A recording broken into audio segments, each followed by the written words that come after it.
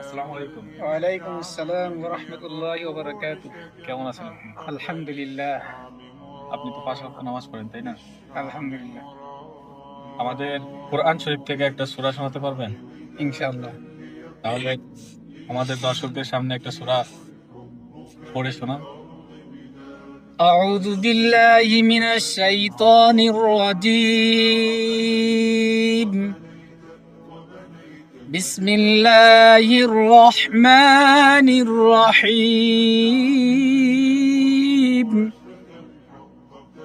والتين والزيتون وطور سينين وهذا البلد الأمين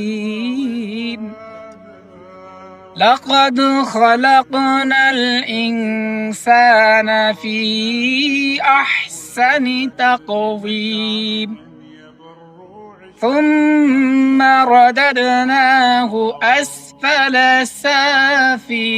سافلين إلا الذين آمنوا وعملوا الصالحات فلهم أجر غير ممنون فما يكذبك بعد بالدين أليس الله بأحكم